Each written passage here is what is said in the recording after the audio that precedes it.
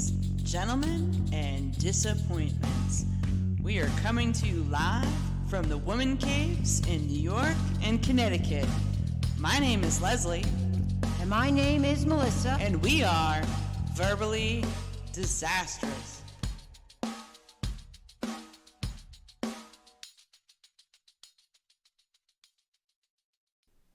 Hello, everyone. For this episode, it's just going to be yours truly, Leslie. Every once in a while, I stumble upon a decent topic on Quora, and I write it for my blog, so I said, why not make this a podcast episode? I've decided to write on and share the topic of love that I found again on Quora. More specifically, does a person become mentally weak while in the throes of passionate love? Love indeed has much power and impact on people. I am pleased to see the responses that come in a wide variety. I really like the thought and consideration that Gary Rocco put into his response. No subject quite impacts people from all walks of life quite like love. Love and death are the great equalizers in life. I am going to read the exact question posed, my response, and the 5 other responses to the question. Now the question is, do you think that those who fall in love are mentally weak people? Now I'm going to share my response. Love is what most humans on this earth seek. Love yields much power and can seep into almost every aspect of our lives. Love is not exclusive to poor or rich people, or a particular part of the globe, much less any form of demographics. Love is the one, quote, possession that can make a poor couple feel rich. A lack of love between a rich couple can make them feel poor. Love is the theme of many products and services.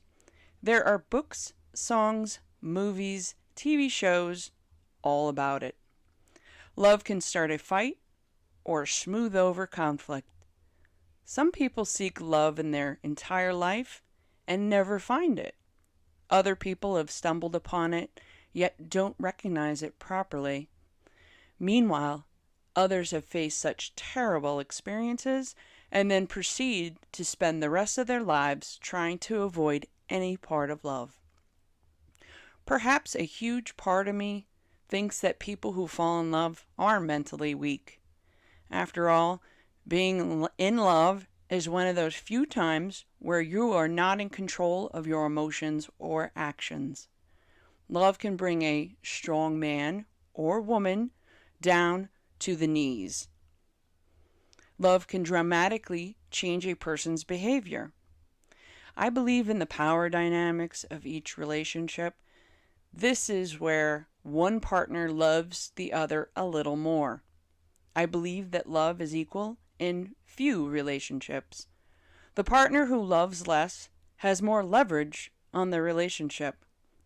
The partner who loves more will endure far more nonsense than they would if they loved less. People take advantage of a person's love in many different types of relationships. The question is, who is the fool in that scenario?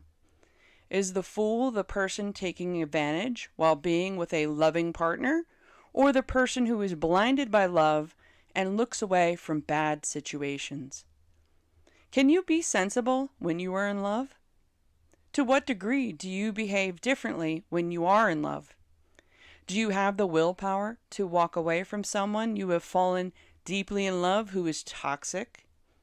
On the other end of the coin, what would life be like if you never felt the strong emotion of love? Do you want even just a taste of real love deep down in your soul? Does love make the struggles of life easier to endure? On the other hand, when a person is out of a toxic relationship, life is much more peaceful.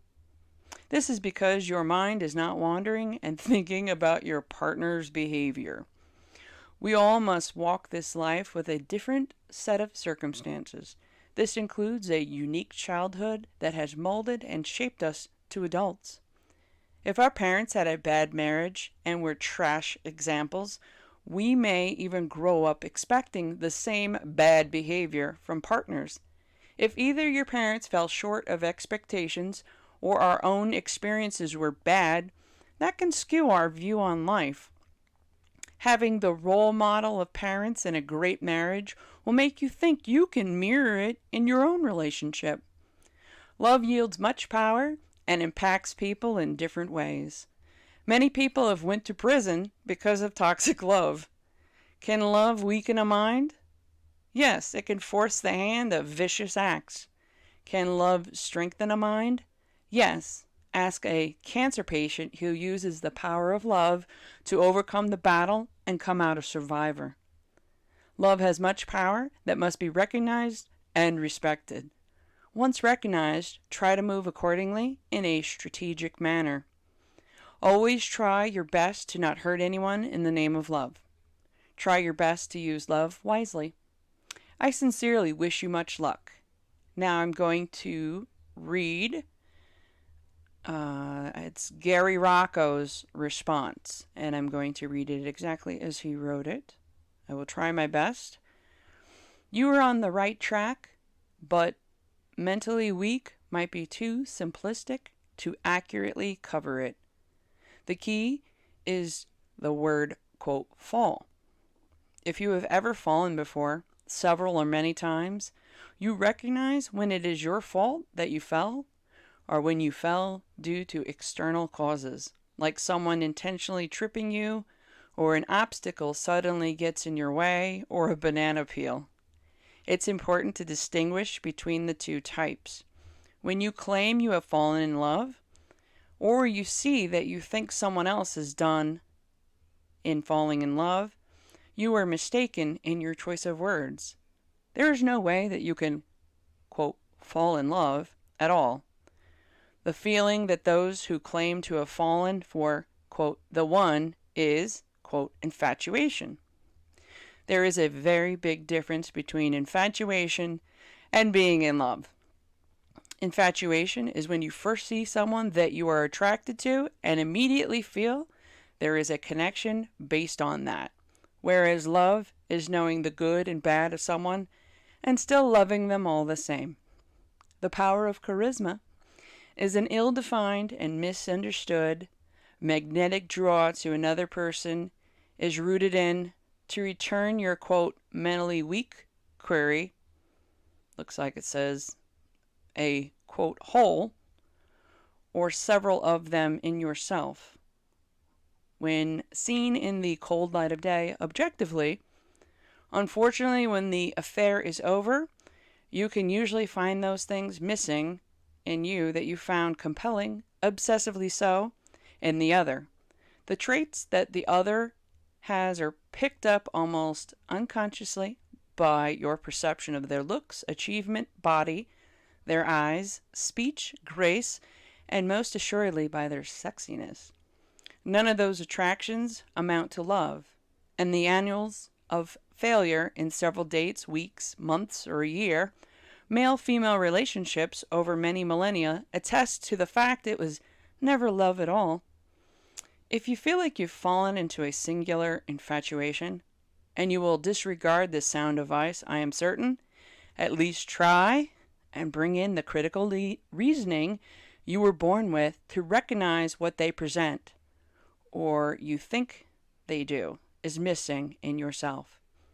You can usually start with physical appearance, since that is the first thing that knocks us out when we see, quote, the one, notwithstanding the history of what we have seen, quote, the one, a dozen times before, and learn nothing by pursuing it. Call that mental weakness if you like, but generally weaknesses can be overcome with a disciplined approach to strengthening. Not so with this very unique trait in a man or woman. The psychosis that causes one to, quote, fall in love is much harder, if not impossible, to simply make stronger with exercise. The self examination of that psychosis is very, very tough to confront and even more resistant to repair. Example, if you feel like she is the most beautiful creature on the planet you have ever encountered, stops your clock in its tracks, then your feeling is sabotaging you. The intelligent reaction is to immediately pull back, stop feeling she is physically appealing more than you are, although it is likely accurate that she is. You need to now consider that is the crux of what is, quote, missing in you, and which she instantly feels. You feel she is much better looking than you are, and by allying yourself with her, should she acquiesce to your other charms, you too will be better looking. You must be, or she wouldn't want to be with you. Wrong. And that's whether or not she returns the, quote, can't get enough of you that you have for her. The delirious pleasure, unlike anything else on earth, than maybe owning Amazon at $8 a share and still holding it. This oxytocin sudden neurochemistry result cements our obsession and sets the fuse alight to C4 for an eventual explosion that blows the relationship apart. It was never based in, quote, love. The way fire-breathing dragons, if you, quote, fall in love, remember you have, quote, fallen. Not usually a preferred eventuality by anybody but someone with a sturdy, no-fail parachute. By Gary Rocco. Moving on to the next quote by Dorothy Sortino. To the contrary, falling in love makes you somehow vulnerable to betrayal, lies, etc. So I would think those who wish to fall in love know the risks and are willing to take them. So no, they cannot be mentally weak. I would say they have a big heart and want to share that with someone special. Moving on to Danny with 2 eyes, B. Yes and no, because love makes you full and strong. It makes you want to keep living because you know that someone is here for you and actually cares about you. But love also makes you weak because if they cheat on you or leave you or some, you will have such a pain. Moving on to the next quote by Renelle Eaton. Well, maybe. I have seen people fall in love in 24 hours. After a week, they want his baby. And they wonder why the guys run for the hills. Very funny, Renelle. Moving on to Hind Taboob. The complete opposite. You need to be mentally strong and healthy to be able to tap into one of the highest vibrations, such as love. Now that I have read all of the feedback to you, what do you think? Obviously, leave a comment. You can go to my website at www.constructiontales, which is written as TALES.com, and leave a comment. You will find the post there, and you can leave a comment as well. I like Mr. Rocco's breakdown of the word fall in his response. I also appreciate the distinction between love and infatuation. I believe that real love goes the distance. Meanwhile, infatuation is red hot quick and then fizzles out just as fast as it starts. Beware of infatuation, since that is the one that can ruin your mind and make you go batshit crazy. Is it possible that all bad experiences are from coming out of bad cases of infatuation? If not, it is something to at least consider. It is possible that the person that you can go the distance with is overlooked. The person is overlooked since they do not give you the magnetic attraction that one associates with love. Can we blame the movie industry for that perception? Perhaps real, genuine love starts out as friendship and evolves over time as a strong affection for each other. One must have a dose of physical attraction at the very, very least. Men must have a physical attraction to even get involved with someone. I have never heard of a story where a man is not physically attracted to a woman yet continues a relationship. If there's a story, by all means share. I kind of giggled when Mr. Rocco mentions the psychosis in reference to falling in love. I had a different perception of what psychosis is, perhaps very extreme, such as a crazy mental patient. So I looked up the definition. Psychosis is a severe mental disorder in which thought and emotions are so impaired that contact is lost with external reality. After reading the definition, I would most certainly associate it with falling in love and infatuation. I also do not know how a man or a woman takes a disciplined approach to an infatuation scenario. You just have to pray, much like a crazed mental patient, that the aftermath does not do too much damage. I most definitely understood and feared the chaos with Mr. Rocco's account of obsession. Taking this obsession into account, I laughed quite heartily at Ronell Eaton's quip about women wanting a baby 24 hours after meeting. I would describe my own marriage at 18 years old to be a mutual obsession. Looking back as an older woman, I was the partner that loved harder.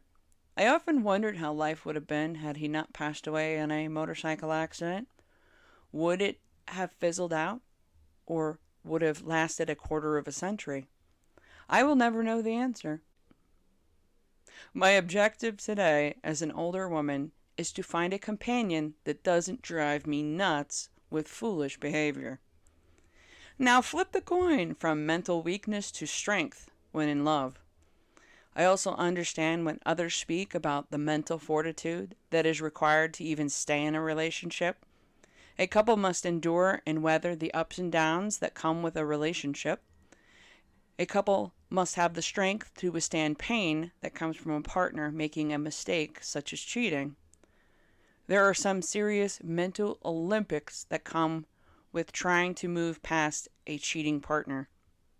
Partners who repeatedly make the same mistakes are a lost cause. Anytime a partner's bad behavior shifts your personality to a miserable one, it's time to push the eject button. Life is too short to consistently deal all that comes with a partner's dirty deeds. It is one thing to make a mistake in judgment and give in to weakness. It is another thing to do it whenever you feel like it, while the mistress adds to the emotional grief. You pass the point of a mistake and head straight into selfish territory. Getting past that emotional stress requires a tremendous amount of mental strength. Healing and allowing yourself to be vulnerable and love again after betrayal also takes mental strength. There is a beauty with love during bad times and strength in numbers. When there is a tragedy in the family, the rest of the family members rally together to help those in mental anguish heal and move past the heartache. That is when you can truly appreciate the value of love and unity. I appreciate Ms.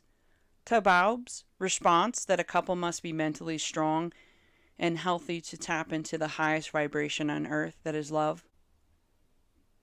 Yes, being in love is definitely on a higher frequency than being alone and or miserable. People in love have a glow in their personality and on their external shell. Many others can tell when a person is in love since they burst at the seams with joy. No matter where you are in life, I wish you joy and good vibes. We are all on this planet to walk our path and learn many lessons. We learn our biggest lessons with pain.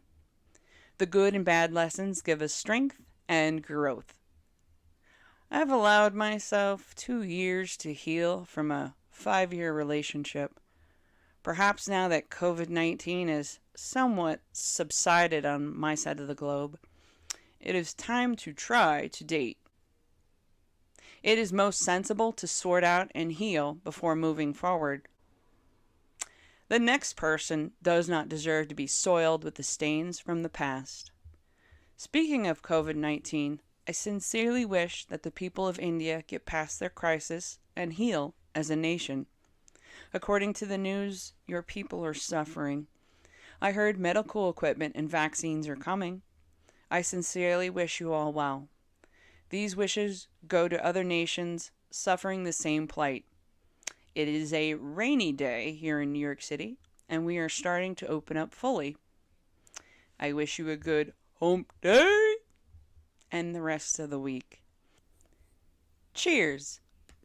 Leslie M. Jasper, author and host of the Verbally Disastrous podcast, now alive on many platforms that include Acast, Anchor, Apple Podcasts, Breaker, Castbox, Deezer, Google Podcasts, iHeartRadio, Listen Notes, Overcast, Player FM, Pocket Casts, Podbean, Chaser, Podcast Addict, Podcast Gang, Radio Public, SoundCloud, Soundtrap, Spotify, Stitcher, TuneIn, and YouTube.